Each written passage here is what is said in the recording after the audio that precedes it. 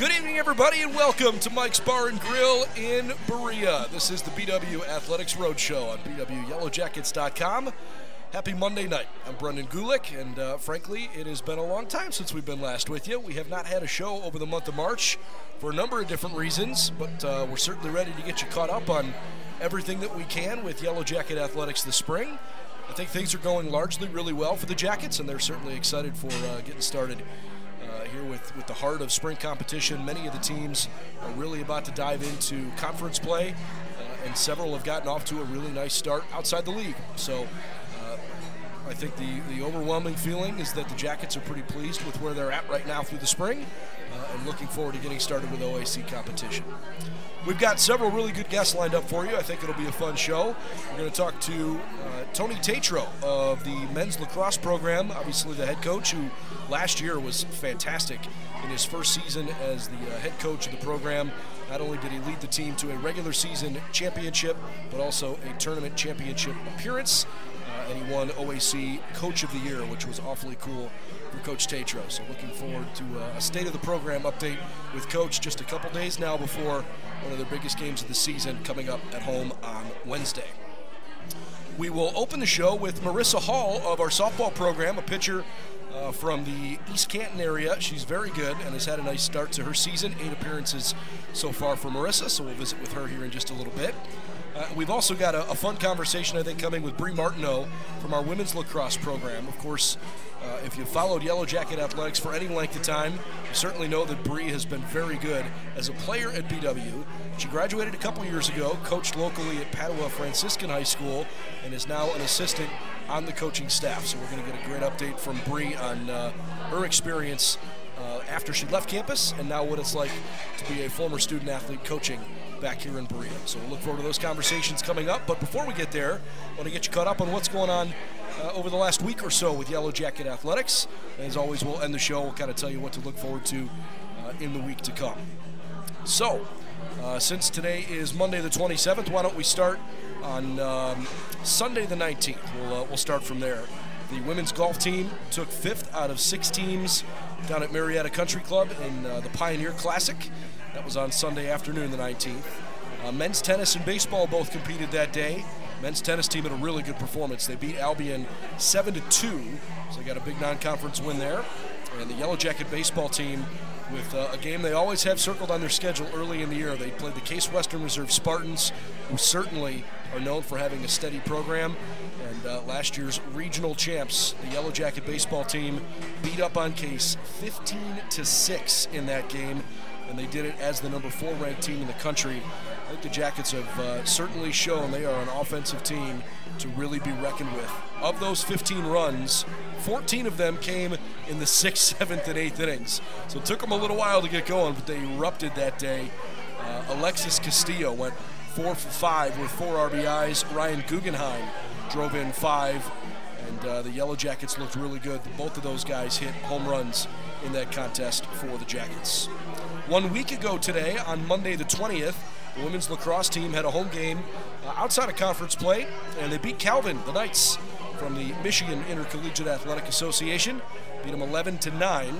Yellow Jackets with a big non-conference win there. That was their 2nd win of the season. And the Jackets were led in that game by Deanna Lucas, who scored 4 goals. Carly House had 3 in that big win for BW. That was the only game on the 20th. On Tuesday the 21st, the men's volleyball team played, and they went to 5 against Adrian and beat the Bulldogs 18-25, 23-25, a reverse sweep, 27-25, 25-23, 15-13. Great performance down the stretch by BW on the road in the MCVL. And the Jackets in that game were led by Nick Mazzone, who had 15 kills. Michael Beer, a good effort. He also finished with 13 kills. Jackets only hit .234 for the match, but certainly figured out a way to have their best efforts late when they really needed to, as they knocked off Adrian on the road. So well done by the Jackets over the Bulldogs last Tuesday. On Wednesday, we did have some baseball, softball, and lacrosse. The baseball team lost to Allegheny, the Gators, in a non-conference action. Final score in that game was 7-4. And that was actually after the Jackets had been bumped up to number 3 in the D3Baseball.com national rankings. BW in that game had lots of multi-hit performances. In fact, they finished with 14 hits in the game, but from a pitching perspective, struggled a little bit. Nick Baldus gave up 4 runs on 8 hits over 6 innings. Struck out 9, but got knocked around a little bit by the Gators. Offensively that day, BW led by Vinny Capilupo with 3 hits, and 4 other guys had 2-hit performances as the Jackets fell short against Allegheny. The softball team, after beating Hiram 3-2 in the first game of the doubleheader, they turned around and just fell a little short to the Terriers 7-6 in the second game of that doubleheader. I'm looking forward to having a softball conversation here in just a bit. Men's lacrosse really played well on Wednesday evening at Chatham. Another team in the Pennsylvania State Athletic Conference raced out to a huge lead. Jackets were actually up 12-0 before they even allowed a goal and won the contest by a final score of 14-3. BW got a really good effort offensively there, especially from Jonas Aquila and from Bennett Trout, who each had a hat trick. Alan Ferguson had a couple goals, and Riken Gieselhart off the bench finished with 3 goals on 4 shots. Joe Storner, good effort in between the pipes, picked up the win, his 5th of the campaign. The women's lacrosse team also played that day. Unfortunately, didn't have quite the same luck, though. Kenyon got the better end of the Jackets on Wednesday night last week. Final score was 17-8. Kenyon's really good, so let's just start with that. They are undefeated, and the Jackets struggled a little bit right from the outset. But I thought the big takeaway there, they did a great job of just kind of saying, look, frustrating night, and hit the reset button and start over. Kenyon was up 10-0 at the end of the first quarter. Obviously, that's not what you're looking for. The rest of the game, the Jackets actually outscored Kenyon 8-7, but when you spot another team 10 goals like that, it's certainly a challenge. So give the Jackets some credit. Sophia Luma, Caitlin Radek, and Mariana Melgoza all had 2-goal efforts for BW that night. So the Yellow Jackets dropped that contest last Wednesday. There was no action on Thursday or Friday, but Saturday was certainly a busy day, as they often are in the springtime. Men's and women's track and field team were down in New Concord at Muskingum, and the ladies took 4th out of 10 teams. The men with a 4th place finish out of 8 teams. You can check all those results over on BWYellowJackets.com. Women's lacrosse also played down in New Concord, and they hammered Muskingum 18-7. You can make an argument it was their best effort of the entire season. I mean, right from the get-go, they came out a little flat. They gave up a goal in that first minute and immediately said, look, we're not coming down here to New Concord to play sloppily. And I thought BW was outstanding. They actually led 7-2 at halftime and ended up blowing out Muskingum, stapling it off, I guess, with 7 goals in the 4th quarter. Jackets had 6 goals in that game from Caitlin Radek on 10 shots. That is a fantastic, efficient performance. Caitlin also had 6 draw controls, so she played well outside of just her scoring ability.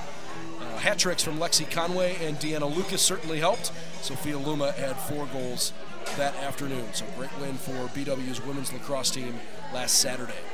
The men's volleyball team played Mount Union on Saturday last weekend, and unfortunately had a tough performance against the Purple Raiders, dropping that game by a tally of 3-0. Mount Union maybe riding some of the momentum from their men's basketball team that made it all the way to the national championship game the weekend prior. And the volleyball team, I thought, struggled a little bit. They just couldn't quite get it going early on and found themselves playing from behind.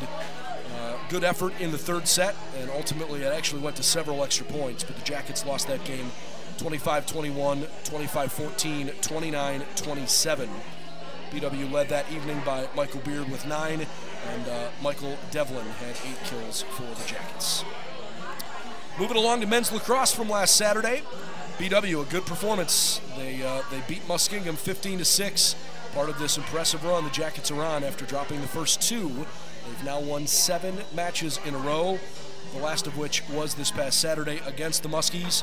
And man, did they do a good job after a little bit of a slow first quarter. In the middle two periods, BW suffocated the Muskies and really didn't give them any chance to make a substantial run. Jake Nanoski was outstanding. He scored 4 goals, 5 shots on goal. That's really impressive. And Olin Ferguson had 3, a couple apiece from several other guys. Kyler Byerly, also a good night. He finished with 3 goals for BW in that one. The softball team played last Saturday, and let's see, did they play just one? No, it was a doubleheader. They played 2 games against Adrian. First game was a little tighter. They beat the Bulldogs 2-0, but that second game, how much fun was that? Hosting the Bulldogs, they blew them out with 6 runs in the third and then 6 more in the fourth. They gave up 1 in the top of the fifth, but limited to that. And so the Jackets run-ruled Adrian 12-1 to get to 7-7 on the season. BW had a 4 RBI performance from Reagan Thompson in that game. Lots of doubles for the Jackets. No home runs, but it felt like the bottom half of the lineup really contributed nicely that evening. And Hannah Welling picked up her second win of the season in Game 2. Also this past Saturday, the men's and women's tennis teams competed. The men with a really good effort. They were down in Medina at Paramount Tennis Club, and they shut out Westminster, the Titans, 9-0. Really good effort from BW. I thought their #1 doubles team was really impressive. Matt McGee and Trey Kernan, 8-1. They just hammered Jimmy Oberlin and Thomas Albert. And frankly, the other 2 doubles teams were also quite good, but not quite as solid as that #1 doubles court. And then it was time to split up and go into singles, and the Yellow Jackets in particular on #2 and #1 singles were rock solid. Will Horvath on #2 singles, 6-1, 6-love. And on #1 singles, Matt McGee went 6-2, 6-1. They got the Jackets out on the right foot, and with those 2 results, combined with doubles, actually officially won the match for BW on that. On the flip side, the ladies didn't quite fare as well last Saturday. They lost to Westminster by a final tally of 7-2. And that got us to yesterday, where we did have a little bit of action. Baseball, softball, and golf all competed. The baseball team still ranked #3 in the country. They ended up splitting their opening conference series with the Ohio Northern Polar Bears.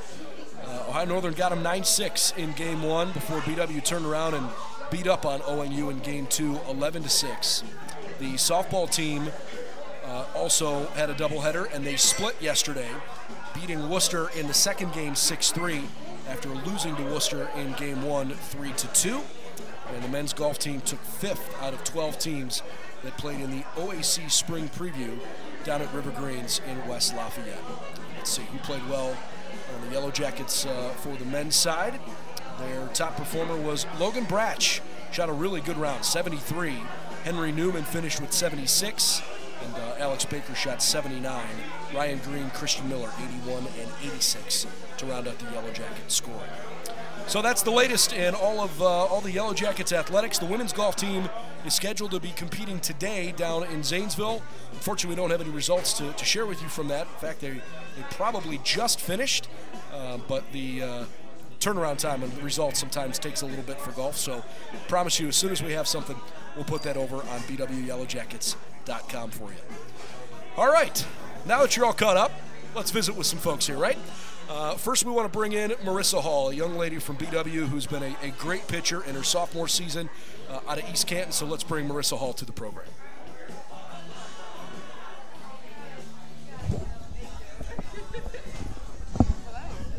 Hey, all right. Give you this. How are you? Good, how are you? I'm good. I'm going to move this a little closer to your mouth. That's good. All right. You can hear me okay? Yes, I can. Perfect. Marisa Hall, everybody, from East Canton, and certainly a joy to have her on the program here this evening. Thanks for spending some time with us. I know you got a lot of things going on. No, yeah, thanks for having me. It's kind of a dreary Monday night. These are not the kinds of nights you usually like playing softball. Yeah, no. Why don't we kind of start with just your thoughts in general on, sort of your expectations, second year of the program, where you guys thought you'd be coming into the year, and how you've played through the first 16 games. Yeah, so far this year, we've been doing well. Some games struggling a little on other ones, but we've been working really, really hard this year. Last year was a little rough, but this year I think we've definitely stepped up. We've got some great girls this year. I think we've all been working really, really hard. I'm expecting some good things out of us the rest of the year. So far, we've played in Hawaii, as you know, I'm sure. Oh, yeah. Yes. And we've played some really hard competition, but we've stuck through them the entire time. Even if it was a loss, we've been right with them, and it's been some good losses. But we've always been coming around, coming back, doing really well, working hard for the next games, working hard to be better. So, yeah. I'm glad you brought up the Hawaii thing because it's an obvious conversation starter. Yeah. You know, you think about, gee, I'm a high school pitcher, and I want to play in college, and I would assume you're looking around, evaluating what your options are like. Yes. And you come across BW, and for so many other reasons you choose to go here, but I'm sure somewhere along the way the conversation said, hey, you know, our spring break trip is usually to a pretty fun spot. Yes. Sometimes Arizona, sometimes Hawaii. I don't know how that sits with you. Most people are like, well, gee, that's a free ticket to Hawaii. Let's go. Yes. Give me an idea how that has lived up to the hype, hopefully, the last oh, my gosh. time here. Yes. So, yeah, we went to Arizona last year, and knowing that we're going to Hawaii this year was, like, really exciting, really cool. Yeah, we were just kind of like preparing for it. We knew that we'd only have a few days in Hawaii to play, and the rest like kind of relaxing. But having that relaxing time has gotten us to be closer, and I think that has helped us during game days. We've been able to be like tightly bonded, and I think that really helps in the long run with being a team, for sure. I mean, geez, when you think about this time of year, results are important, right? You're trying to win games. You're not out there messing around. But yes. Developing that chemistry early in the year so that when you get into conference play, you kind of feel like you're hitting your stride, you're playing your best ball. Yes. So with that scope, how did you guys go about trying to develop that team chemistry? What kinds of things did you do away from the field? Oh my goodness. Geez, we've had a lot of times where, well, right before we went to Hawaii, actually, we did like a little bonding where we like got each other gifts. We had like a little like Secret Santa type thing. That's fun. And we did that, and we got to spend time with each other. And then whenever we were in Hawaii and in California, lots of dinners, you know, kept our phones away, just like chatted, got to know one another. I know a lot of us have like been trying to reach out to people on the team that we aren't really around, and that's been really great. And we've just been really supportive of each other, helping each other when we can, stuff like that, and just trying to hang out when we can. It's really nice. Marisa Hall from our softball team, our guest here on the Athletics Roadshow. What was freshman year like, and what did you take out of freshman year that you're trying to apply this time around? Yeah, freshman year was really fun. I did a little bit of backing up. I was always ready whenever coach needed me. I was always prepared. But coming off of that season, there were little rocky times. There were times that we struggled a little bit, but like learning from it. Goodness, I'm sorry. Learning from it, it was. I was just trying to push myself and be better for this year. Like learning, okay, like I am backing up, and that is my role, and that is, you know, totally okay. That's what I wanted to fulfill, and I wanted to help the team with. And losing a pitcher, Nikki Cam, this year, I was like, okay, I really got to step it up. I really got to help my girls out and do better for them, and do my best for the coaches and see what I can do. So after that freshman year, I kind of was just like, okay, let's spend this summer. Let's really work hard. Let's get to where I want to be, help my team out, make us better for this year. And so that's what I really did. I really worked hard. And then in winter, when we're all back together, I just kept working hard. I motivated everybody else, and other people motivated me, and it was great. And I've been working hard. So whether it was last year or the off season so far this year, was there a moment for you where you felt like things were slowing down a little bit? Because sometimes when you come in as a freshman, you got all this stuff swirling around you. You're trying to figure out, like, okay, how do I make sure I'm actually ready to practice? Not just show up and go, but, like, mentally, what space do I have to be in? And then on top of that, how do I keep up with, you know, players that I'm trying to be competitive with? And certainly in the game. Games move fast at this level, right? Yeah. So was there a moment for you where things really started to slow down and you felt more comfortable? I think this year in the fall, I started to get really comfortable. I was definitely very nervous going in. I really wanted to, you know, push myself and get to a spot where I could play more games, of course. But I think fall, I kind of just like stopped myself, and I was like, okay, I know what I'm doing. and especially the girls all around me. Like, I have amazing teammates. They really, really pushed me to be better, and they really, like, especially like my catcher and then my Brady Bricker and my one of my other pitchers, Hannah Welling. They really like would help me with like when I needed to work on and what I needed to do better. They really pushed me to do well, and I think I just like stopped myself, slowed down. I was like, okay, I know what I'm doing. I have the support of my team. I know they've got my back. I know I can perform for them, and that's what I'm going to do. I'm going to help them as best as I can so they can do well defensively and offensively. And so, yeah, that's what I did. Well, wins and losses are not always a great way to judge how well someone's pitching. Yeah. It's just not a fair way to do it, right? There's so much that goes into it. Exactly, yes. But 5-3 through 51 innings and change, you've got a sub-2 ERA. Obviously, your individual performances have been pretty good. Is there a game this year that you kind of go, hey, that's the one where it really clicked? Like, I was at my best that day, and if I can keep replicating that, then things are going to go really well. Oh my goodness. I believe Saturday. Oh my gosh, who did we play? We played Adrian. Yes, Adrian. Okay. I think it really clicked there. I was having trouble with my rice ball for a while. Okay. And right before that game, I was warming up, and I was talking to my catcher, Brady. And I was like, okay, what am I doing? Like, what do I need to do in order to change this? And she goes, you just really need to snap that ball and, like, over-exaggerate it. Because nothing was moving. It was staying like a screwball. And so she sat there and was like, just over-exaggerate it. We'll practice it here, and you can really find it. And so I found it. And during that game, that's practically all I threw. And it really just hit for me. And I was just like, Brady, you are great. And, like, I was just like, thank you for pushing me because awesome. This is the reason why I'm doing so well right now, and it was great. That's really cool. Yeah. Always fun to have those kind of moments where, you've got positive things to think back on. Mm-hmm. Good. As you look forward toward conference play, I know you've got a couple of games still in front of you here. Yeah.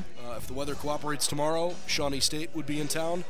That's actually postponed, yes. The weather's not going to cooperate tomorrow. It's a little cold. It's a little cold. Okay, so then we move into Saturday. Yes. And Wilmington will be on the schedule next, so you'll have your first conference games of the year. Yes. Give me an idea of what your expectations are going into conference, given what you kind of learned about the league last year. Yeah. Say our conference is definitely pretty tough. We've got some pretty tough competitors, some teams, but this group of girls, I think we're a really strong group. I think we're going to do really well. We've got a lot of fight in us.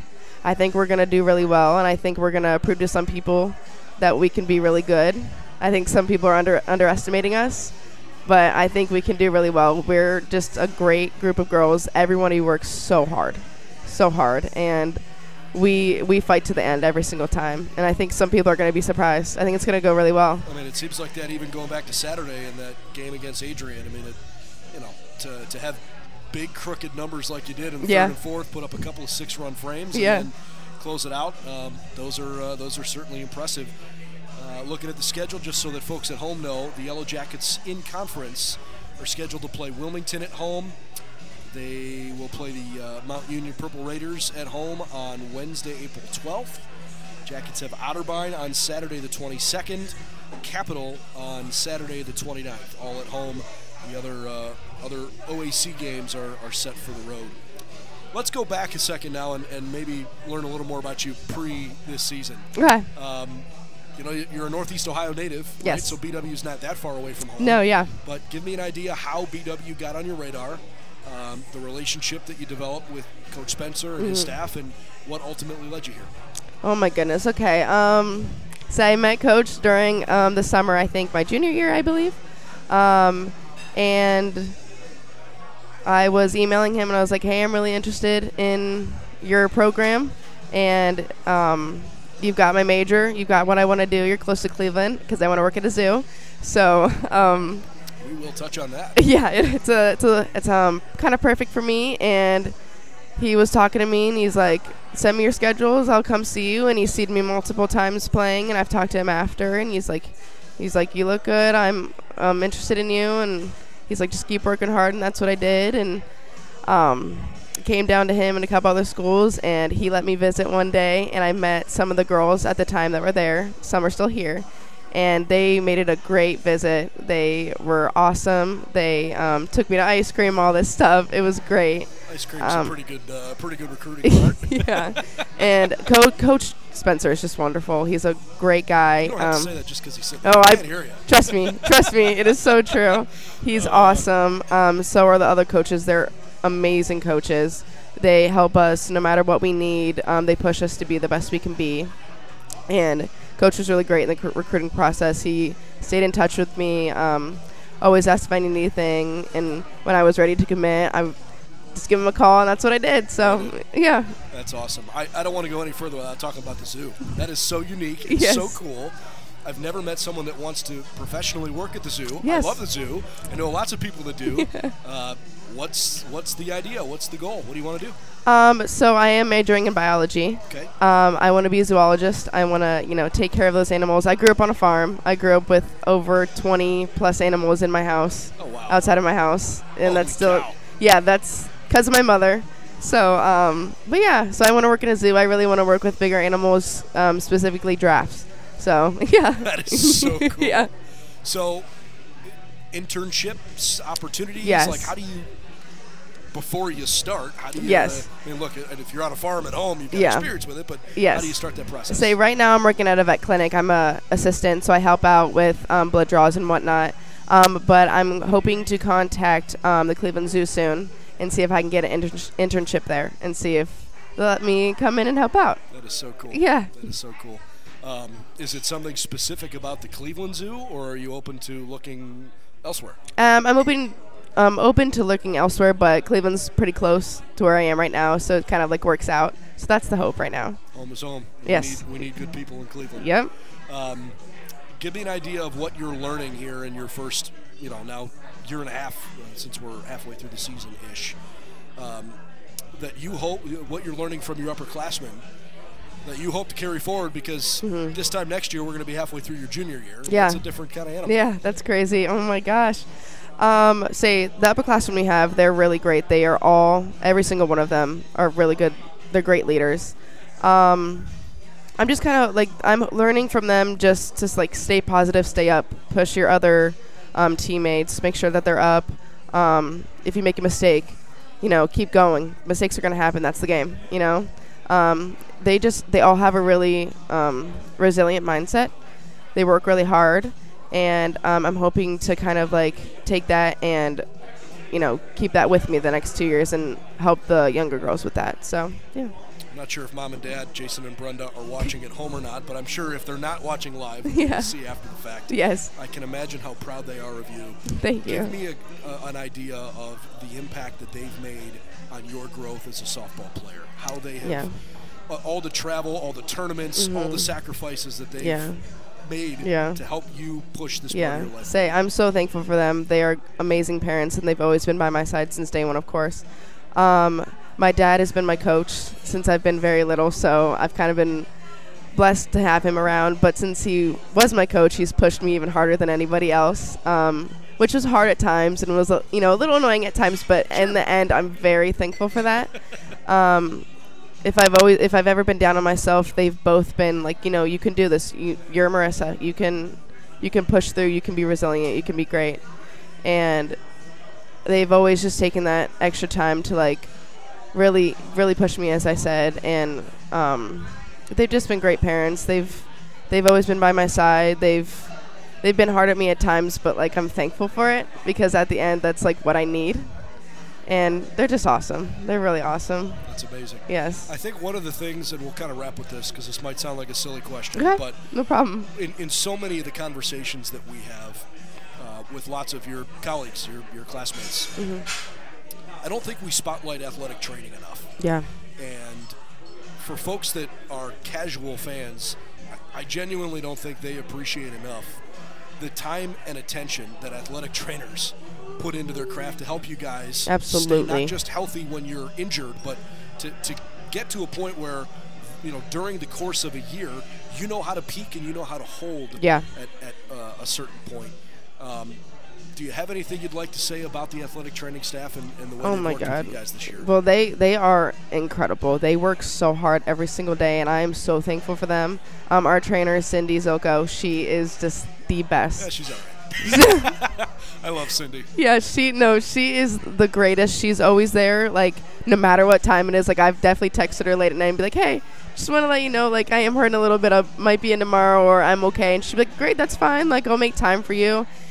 And she, like, people don't realize, like, how much she does for us and how hard she works. And she needs that recognition. That goes for every single person on that athletic trainer staff. And they're just awesome. They work so hard. They're here for us.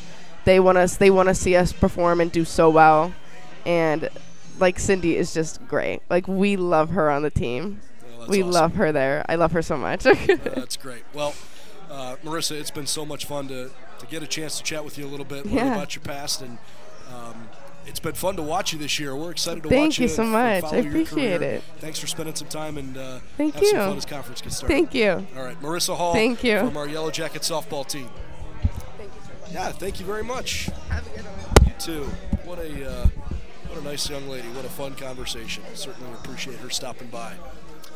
All right, next up is Brie Martineau. Or Tony Tatro. I don't know. Who's racing over here first?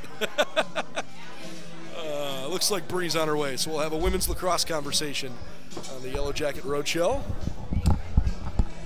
What's going on? Nothing much. How are you? I'm great. It's good to see you. Yeah, you too. I am anxious to have a fun conversation here because you have a unique perspective of being still a fairly recent alum. Yes. Who's gone out into the real world. Yes. And said, I like it enough in Berea. I want to come back. Yeah. So before we dive into some of that, give me an idea on how the season's going based on where you guys kind of hoped you'd be preseason, record or not. Where did you think you'd be, and how's the season going compared to those expectations? Yeah, absolutely. I would say so far, we've had some highs and lows throughout the season, which obviously, like, that's what non-conference is for. We've seen some teams that are very competitive and, have pushed us to our limits, but also, fallen back and had some confidence boosters with some of the teams that have a lot of likability to us, but we've able to capitalize and play our game of, like, what we know. So I would say, in summary with that, not too bad of a record, but, we'd hope for, more of, like, a winning record heading into conference. But I do think, everything happens for a reason. We've been able to learn from a lot of the losses that we've had throughout this season so far. And heading into conference, I think we have some great momentum.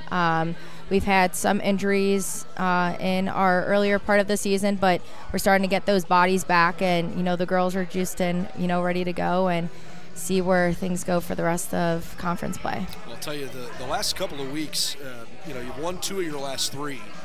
A really nice, tough win against, frankly, a very good Calvin team. I know the score against Kenyon doesn't look good, but I was impressed with the way you guys essentially said after the first quarter, forget about it, doesn't matter. Let's just figure out a way to go out and play and reset. And from that point on, you won the game. You outscored them 8-7 the rest of the way. And, gosh, Saturday against Muskingum was probably your best performance of the year. Yeah. I was going to say definitely to open up conference play. It was huge for us to, come out and play the way that we did. I do think that there was definitely some learning opportunities that came from that game as well, obviously, just since we are going to see, some very competitive teams throughout the conference. I mean, this is the best Muskie team we've seen in the last couple of years. So, the teams are only getting better. So competition's obviously getting a little bit tougher. But again, for us, it keeps us moving and able to develop in the ways that we need to. So we can hopefully end up on top at the end of the season. But that'd be awesome. You try to peak at the right time of year for sure. Yeah. For folks that don't know, the Yellow Jackets schedule the rest of the way includes a few home games on Saturday, April 1st. They've got the Otterbein Cardinals coming to town. Jackets are home against Ohio Northern on Wednesday night, April 19th. And then they'll wrap up the regular season schedule at home on Wednesday, the 26th of April, against the Mount Union Purple Raiders. In between now and then, trips on Wednesday to John Carroll, a non-conference game at Oberlin, and the team will also play at Capitol and at Marietta. So what is that, 8 games left? 7 games left in the regular season. Yeah. Obviously, the one that's coming up on Wednesday is the one you always circle, right? It's the rivalry game. Oh, yeah, crosstown rival, always a big one. Yeah, so give me an idea when you think back on the rivalry, fun moments, hopefully, that you can reflect on from your time as a player and as a coach. I was going to say, this is always the game of the season where it's like, you know, we got to show it, we got to prove it. It's always, you know, our top competition, you know, being right down the road from us. It's anybody's ball game. I think, you know, still we are going to highly compete with John Carroll. But again, I feel like, you know, the biggest takeaway is it is a fun game at the end of the day. You know, we're all playing and competing for, you know, the win, but it's definitely one that we look forward to. So looking forward to Wednesday night for sure. Let's turn the attention inwardly to you, maybe more than the team for a second. Yeah. What did you learn the last couple of years as a coach, coaching at the high school level, that now you feel like, hey, I'm ready to go be on a collegiate staff? I was going to say, you know, throughout my coaching career, I started off, you know, pretty younger. So, you know, me getting my high school gig the last 2 years and now, you know, coaching collegiately.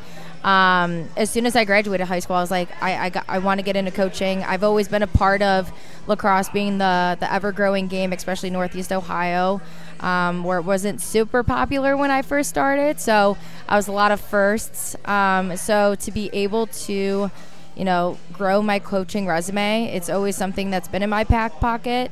It hasn't been like a main focus because obviously I wanted to see where my career took me, you know, through college and after the fact. But it's always a thing that I've looked forward to. Even after graduating, I got into sales and I was like, I had really good momentum. I was enjoying it, but I also was coaching high school and I was like, you know what? I'm enjoying my high school like practices versus my 8 to 5. So I think there came a point where I was like, I think I need a flip, you know, the role here, and I wanted to follow my passion within coaching. So the fact that these opportunities unfolded in front of me, so being able to coach at Padua and create that program from scratch, like they had nothing and they wanted me, somebody graduating from college at the time, you know, to come in and create this program, and it was an absolute honor. I learned so much about, you know, what it takes to keep things running afloat, but also teach. I had a little less than 30 girls on my roster at the time, but teaching them the game, I was like, this is huge because I'm all about promoting the growth of lacrosse. You know, again, going back to my upbringing when I started the game. So that was definitely an enriching experience for me. But then after wanting to take a step back after high school, I kind of felt lost after having a short hiatus of not coaching. So Nicole had reached out to me at the time and it was like, you know, Brie, I would love if you would, you know, want to take on the opportunity to, you know, be the new assistant at Baldwin Wallace. And when those words came out of her mouth, I was like, this is a dream come true, especially to be back at my alma mater and, you know, kind of pick up where we left off a couple years back. But it's been nothing but a great experience so far. I've learned already so much, and I've, you know, looked up to Nicole, having been coached by her, now coaching alongside. It's been a fulfilling experience. So I'm so happy to hear that. And you kind of led me into my next question there. What is it like in the role that you were in as a player? Yeah. The relationship between player Brie and Nicole coach, and now you're colleagues, right? Yeah. And you're leaning on each other. Yeah. Her success absolutely. is your success. Your success is her success. Yeah. And you guys have to work together. How does that dynamic develop? I was going to say, I feel like we're kind of that new dynamic duo. Like, I hate being cheesy to kind of say that, but I feel like we both lean on each other.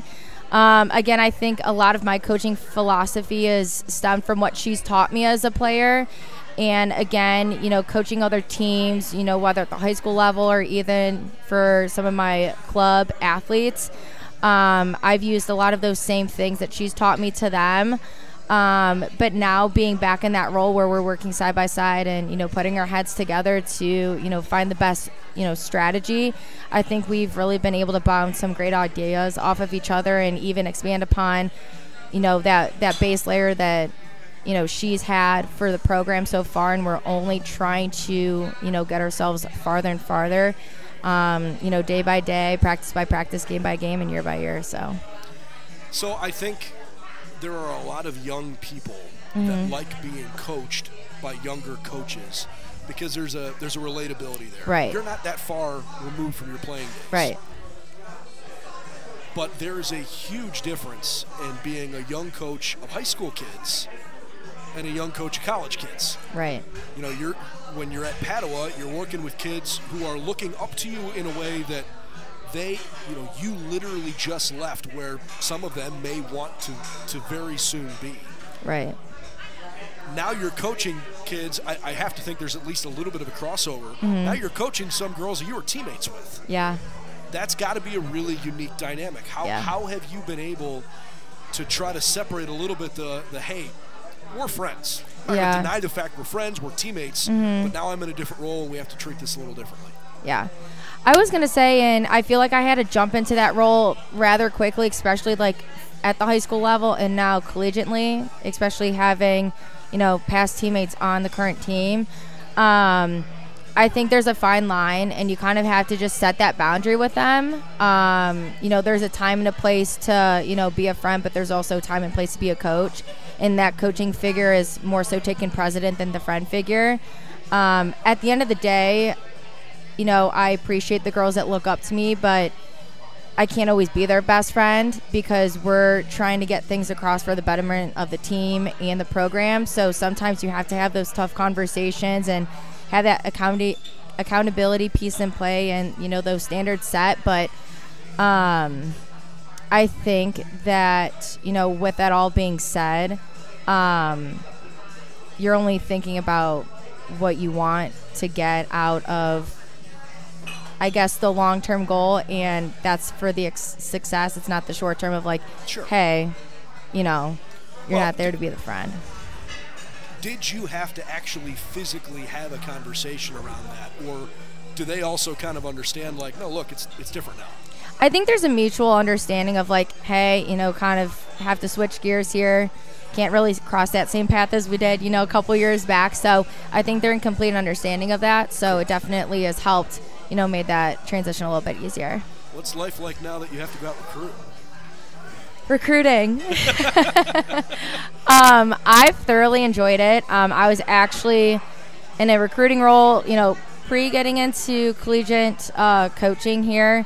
But that was in IT sales, and that's just a whole different ball game. But there's definitely some similarities. But I think from the standpoint of recruiting now and what that looks like, you're always trying to find that top talent, right? And I think it's kind of like a game, and it can get addicting. It's like, oh, you can find this really good kid and bring them here. And it kind of just keeps on going. But I think the biggest thing that you have to think about with recruiting too is like the selling feature of the school, right? It's like, it's not just the team and the program that you're trying to sell to these student athletes, because at the end of the day, like in life, there's a lot of big milestones that we all, obviously get to, and, college is one of them. Like it's a big asset, and it's something that you're going to be doing the next 4 years of your life. So if it's not the best fit, then, obviously you have to go in the other direction. But it's been cool to talk about the school, talk about the program and all those different things. And if things line up to the kid, it's like, hey, let's bring you here, and you get to have those conversations. So I think it's been really cool to see how things evolve and how from that moment they can then be a part of the team and the program, and you got to see them grow and develop into these young professionals, whether that's in the sport but also obviously academically. So it must be, I don't know if easier is the right word, the fact that you know the school and the program as intimately as you do. Yeah. There's no like phoniness about that recruiting pitch, right? It's as genuine as it comes. Yeah. How much do you reflect on when you were recruited and the things that maybe you wish you would have been told, or the experiences that you wish you would have known about? And does that impact the kinds of conversations you have with kids now? I was going to say from, when I was being recruited, 5 years ago now. I feel like time has flown, but Tell me about it. when I look back at my time, the pre-existing head coach was my club coach, so I think right then and there was that personal relationship and connection I had with the coach. So I think that sense of familiarity definitely helps. but I grew up down the street. I'm from Strongsville, so sure. it's right down the road. So for me, initially, I was like, I don't want to go to school like right down the road. That just seems kind of dumb. But there was more to that than obviously going to school down the road, right? It was the whole community that BW brought. That, you know, from the moment I walked on campus and even through conversations with people, it's like you just have that sense of like, wow, I'm supposed to be here type of thing. So it's kind of like that self-reflection where it's like you go through all these different things. But I would say, yeah, I mean, definitely the community is what I'm trying to think about when I was being recruited. So very cool. Let's wrap with a question about the senior class. I know you weren't involved in their recruiting process, but you certainly know these girls. What is the overarching thought when you think about this core senior class? Oh boy, I feel like still deep down I'm learning these girls through and through. But I would say that they are definitely some of the hardest workers in the room. I think that they know what they want, they know what they want to achieve, and they want to go after it. And I think that only transpires down to, you know, that junior class, that sophomore class, and that freshman class. But I'm excited for this crew. There's a lot on the table, and I feel like it's really just at our fingertips, and they're hopefully going to be the ones to, you know, rise to the occasion and bring it home. But yeah, I'm very excited. It's definitely a fun dynamic to watch. So I guess we'll have to wait and see. We are so excited for what you're doing personally, and frankly thrilled to have you back. Yeah. It's really cool to see recent former athletes feel such a connection with a school that they choose to spend part of their young professional life here. I know Nicole is grateful for you, and we're glad to have you. I hope it's a fun rest of the year. Yeah. We'll follow you along the way. I'm hoping so, but thank you so much for your time. I appreciate it. Brie Martineau, young stud, coaching the Yellow Jacket ladies lacrosse team. We are glad to have you. Thanks for stopping by. Thank you. All right. Big thanks to Brie as we turn our attention on the men's side. Head coach Tony Tatro of the men's Yellow Jacket lacrosse team stopping by. What's happening? Brendan, not much. Oh, good to see you, bro. great to see you. Yeah, It's been a little while. Yeah, how you been? I'm great. I'm All great, right. especially because we're talking. Oh yeah, It's nice to be here and having a little fun together. And it's Absolutely. been really nice to watch you guys this year from afar, man. It has been, Appreciate it. been a pretty good couple of weeks. Yeah. Why don't we kind of start our conversation on, you know, the idea that, look, great regular season last year, championship game appearance. You took over the program. You're OAC Coach of the Year. I love the representation on the hat. That's awesome. Oh yeah. And obviously, it's been a great run so far this year. Give me an idea of the expectations coming into the year and sort of how those have taken form over the last few weeks. Yeah, I think the expectation was honestly just to improve from the last year, right? What did we miss out on? Why did we end up where we were, and just to improve from there. So I think some confidence on the offensive end to build on the guys that we were bringing back, and Jake Nanoski and Kyler Byerly. It sucked losing Kyler for a little bit. He was a little banged up earlier in the year, but we got him back for Muskingum, which was a lot of fun, and we brought in a lot of talent from the offensive end with our freshmen. So I think we brought essentially our entire defense back, bringing back Clay Kolke as a fifth year, and every single other starter that we had. So we added some more depth on the offensive end and just build around those two guys that we really had as anchors last year for our offense was the idea.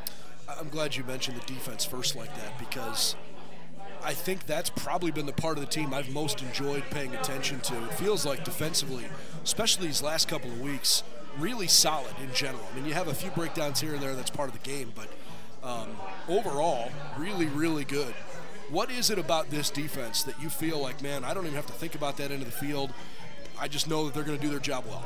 Yeah, I love that you say you don't even have to think about that end of the field. We do a couple scout things, but they've been starting and playing for all these seniors for 4 years with me. You know, I coach a defense as a defensive coordinator here before I was a head coach, and it's at the point where I just let them do their thing, and they're having a ton of fun out there. Anchored by Joe Storner, Neil Randall, an All-American. I know Jonas Aquil's been playing a little bit more offense, but he's still down there. Adam Blows, Clay Kolke, Ethan Rotowski, a slew of freshmen. Richie Roscoff. It's just Declan Tubbs. I can't leave him out. It's a tremendous group. It's a tremendous group, and they all work together to have a lot of fun and cause turnovers and cause havoc. And the communication that they have, the brotherhood they have, it's so fun to watch. And it's not just in games. They give our offense some hell in practice, and it makes them a lot better too. I mean, you probably answered the question, but I was wondering if that's the heartbeat of your team. I would say it is, just because they've been together for so long. It's very rare that you have such a large group of people starting at one position, right? We've done a tremendous job, I think, at the face-off X. We've improved drastically there since early in the season. Zach Sewell and our wings have been great. Gavin Flack and Loudon Peters have been awesome for us at the face-off X as well. And the offense is certainly starting to tick and starting to click right now going into OAC play.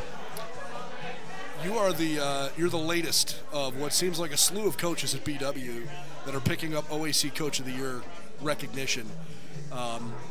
It's an athletic department right now that feels like it's got a lot of momentum, and I'm curious the relationships and the conversations that you have, maybe a little more out of season, because I know you're pretty heavily focused on lax right now, but the idea that you guys are all part of this culture that are moving BW forward in a really noticeable way, not just in the Midwest region, but nationally. People are paying attention to what's going on here.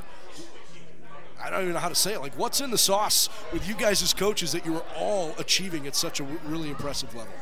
I think everybody just wants to win and get the most out of the players they have, and they wish the best for them not only on the field but off the field. And I think when you have that combination and those relationships with your players, they want to play for you and they want to do their best. And I think that's a beautiful thing. You know, I spend a lot of time with the football coaches. They're up in the office with me, and I love those guys to death.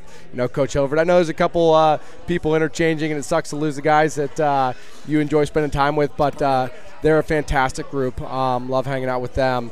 There's just coaches all in the department that, you know, they put their players ahead of themselves. And I think that's a truly tremendous thing, that they care about the success of those individuals more than they care about their individual success. And I think it goes a lot for those coaches. It speaks to itself. I know we just got finished with Brie talking on the ladies' side, but I hope you have a unique perspective of this, because you've been here as an assistant coach when she was here playing, and now she is in a different role as a coach. How have you seen her change in these last couple years as she kind of went away from school and came back and has been a real staple and help for Nicole?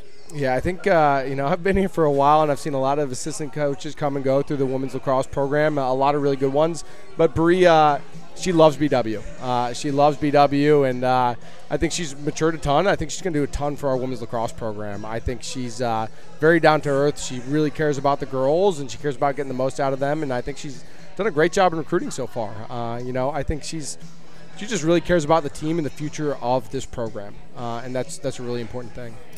I want to give you a chance to talk about your assistant coaches, and I don't want to leave anybody out. Mike, Tyree, Rory, and Bill Schmolt, who I've known since I was half the age I am now, from back in my St. Ignatius days. Give me an idea at how much you've leaned on those guys this year. Yeah, I will add. I gotta plug Mike Nanoski, who you might be familiar with him. He's not on the website, but he's on our coaching staff too. We'll talk to sports information about that. We gotta get him on there. No, they've been fantastic. I mean, Coach Perino with the offense, just teaching them conceptually on how to improve every single day. You know, I think that's the foundation of any good unit is the concepts and the fundamentals. He's done an exceptional job of that, filling in some good shoes with Dom last year. Coach Schmoltz really done a great job at the face-off X. You know, it's something that it's tough to get punched in the face early on in the year, but to rebound like that unit has been exceptional. We went from not a very good face-off unit to, I think, arguably one of the best in the OAC. And we lost a player last year that was the OAC Rookie of the Year, and we had Zach Zool, dual sport athlete, step up, and he's been tremendous for us. And all the credit in the world to Coach Schmolt in that unit. Coach Jeffers running the box, Coach Nano helping with the offense, Coach Tyree helping me with the defense. They're just great guys, and I can delegate a lot through them. So, I do think it's kind of funny to think about Coach Nano. How has that dynamic, and I was talking to Brie about this a bit earlier too, how's that dynamic, you know, working for him, knowing like, hey, look, I used to play with some of these guys, and they can't look at me in the same light anymore. Yeah, how's he handling that? He's, I think, far enough removed where the only person that really knows who he is his brother and some of his friends. So that's been a fun, interesting dynamic. He does a really good job with that, just giving him pointers every single day. And I think that's the biggest thing about him, because he played here, is like he's just out there to give guys pointers. Like, how do I make each individual guy's game a little bit better? Coach Nano, he won a national championship at Lemoyne, and he's an exceptional player in his own right. So just having him around, his energy is fantastic. He's always bringing the juice for the boys. So 8 games left on the slate for the Jackets after they won their conference opener on Saturday against Muskingum. They've got home games on the schedule against Marietta, Capital, Wilmington, and one on Wednesday night that might be a pretty big game. It'll be a fun one. Always is. It always is, that's for sure. John Carroll's coming to town. For folks that haven't paid attention yet this year, give us an idea what you hope Wednesday's going to bring. Yeah, I think you're going to see 2 exceptional defenses. I think you're going to see 2 young offenses, which will be a fun thing to see who figures that out. I'm confident in our boys, and I think at the face-off X, I think Zach Zool is going to give them a heck of a battle, and I think the transition piece is going to be really important.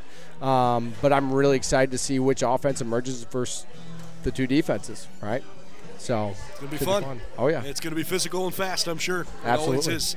Wish you all the best. Thank you so much for stopping by, man. And Absolutely. I hope it's a long, fun April with 8 more wins in a row. Absolutely. All right. Appreciate you. Tony Tatro stopping by as the Yellow Jacket men's lacrosse team is right now among the hottest in the country. They've won 7 games in a row, 7-2 on the year, and have really put together a nice campaign here so far.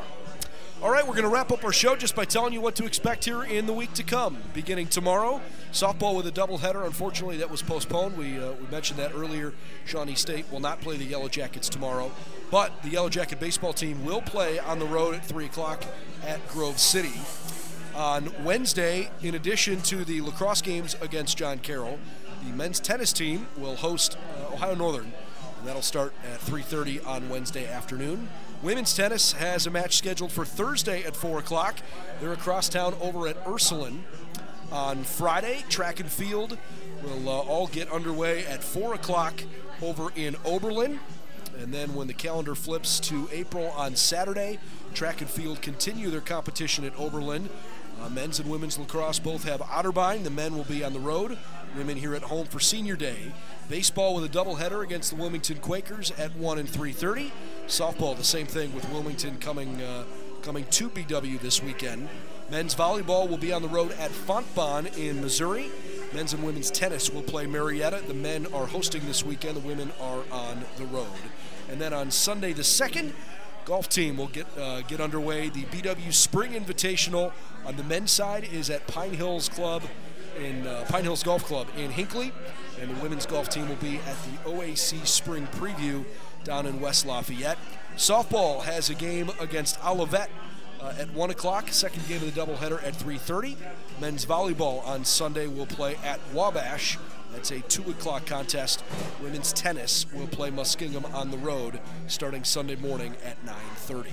Our next Roadshow is actually scheduled for a couple weeks from now. It's on Monday, April 17th, so we'll have lots to catch you up on between now and then, but certainly hope you'll stay tuned to BWYellowJackets.com for all the latest.